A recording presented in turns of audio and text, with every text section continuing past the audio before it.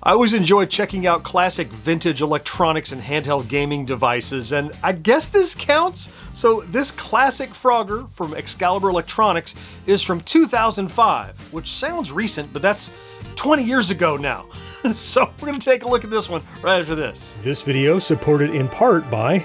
Playing VR, I tend to sweat. It gives me an edge. So King of Nerds happens to give me an edge too. Let King of Nerds give you the edge. Bye, King of Nerds. Hey there, welcome back to GenXGrownUp. I'm John, I am a GenXGrownUp. Thank you for taking the time to check out this video.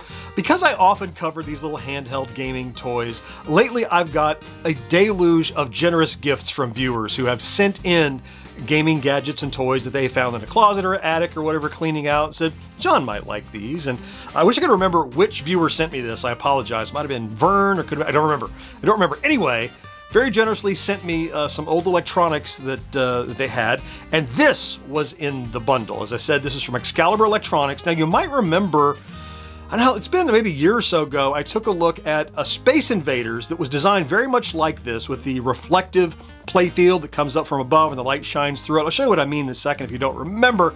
But this one is classic, it's a classic Frogger, which we all know what that means. It just means it's licensed Frogger. It's probably not exactly Frogger. We know it's not already from this, but doesn't mean it's not going to be fun. Let's take it to the table and check it out.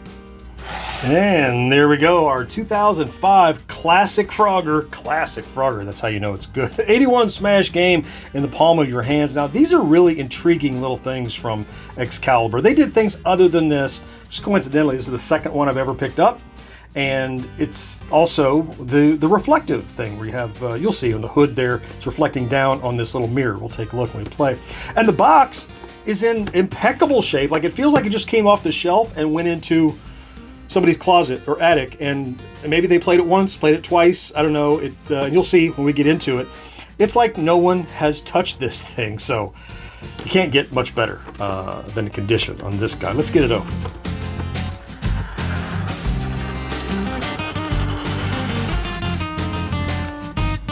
Yeah, and here you go, check them out. Not only is the device in there in fantastic shape, but this manual is here. And yeah, I love to throw away manuals, but not vintage ones, right? So I've installed the batteries, getting started. Oh, look, the score will roll over. It goes to up to shy of 100,000, battery information. Yeah, just standard stuff. Out of business, by the way, down in Miami, south of me here. Then on to the star of the show. So, I mean, look, this thing has lived in its box. You can't see, let me remove it through the light. You can't even see a ding. Not like even the decal is like it's brand new. So you have on the front, you have a start button here. So giant button is just start. Then you have a directional for moving Frogger, I'm sure. Across the bottom, you have an on-off button, reset, sound, and a pause as well down here. Up top, you have the screen. Now, this the screen is not backlit. It uses external lights to do the backlighting. So that's why you have this somewhat translucent cover here. When you pop it open, so what you've got is the screen here that has light passing through it that then reflects onto this little mirror down here. And that's what we're going to be looking at when we play. Light coming down through it into there. And then you can close it back when you're not doing it. Around here on the back, it just looks like a single rear firing speaker. Might be a reset button of some kind. And then two AAA batteries go in there. So look, it kind of looks, at a glance, almost looks like a race car. Like headlights on here. I don't know if you picked up on that like I did. I'm sure maybe that's accidental, but I kind of liked it. It's a sleek looking little device. All right, let's throw some batteries in it. Give it a try.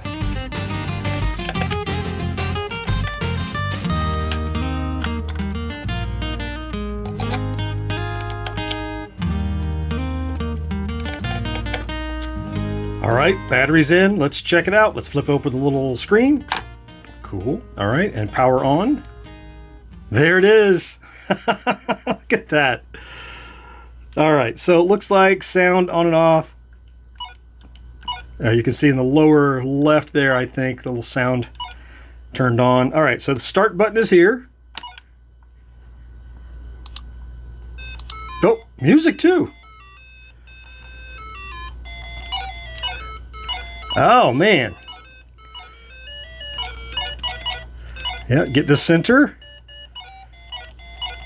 It's a little bit hard to see the, oops, jumped in the water. It's a little bit hard to make out the cars as they go by because there's a persistence to the cars Like they kind of fade in and out a little bit, but not too bad. I'm already picking up on it.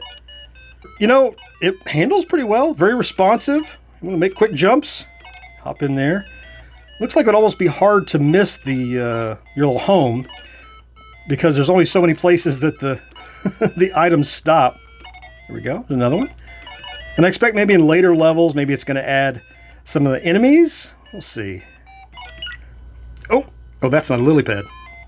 You know, all things considered, it's really not bad. And of course, as we suspected, look, it's not classic Frogger, as it says. It's an interpretation of Frogger, but not bad. Gonna finish this one off. There we go.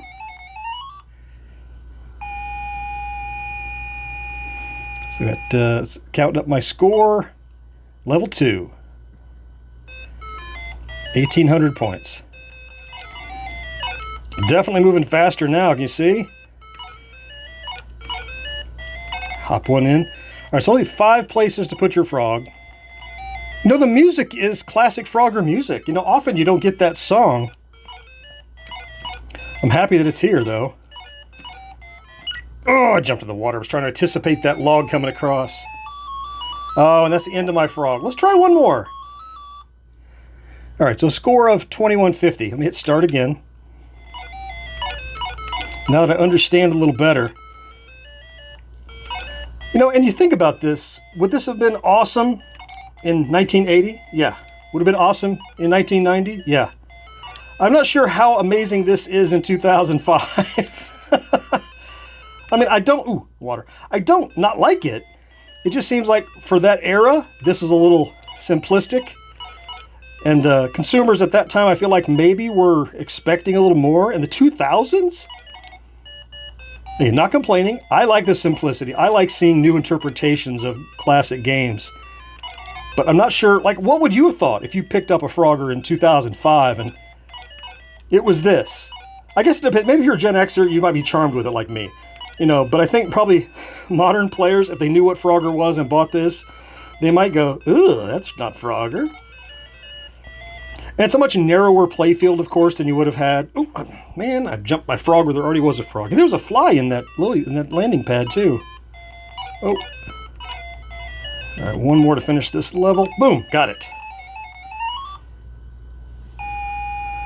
The music is pretty charming. I gotta give it to the music. It feels like something that you could pretty quickly master if you wanted to and just run the score up. Now, maybe it gets much more difficult on later levels that I won't see, but it feels like the kind of thing, ooh, got a fly in that one. Feels like the kind of game that you could probably learn how to min-max it and take advantage of the patterns that are, the fairly simplistic patterns that are in there. Oh, I killed my little frog.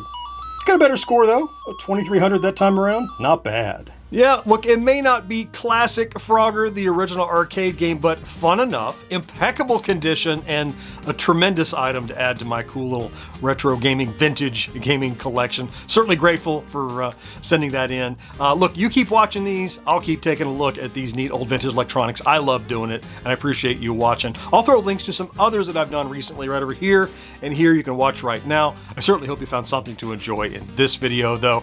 Can't wait to talk to you again next time. Bye-bye.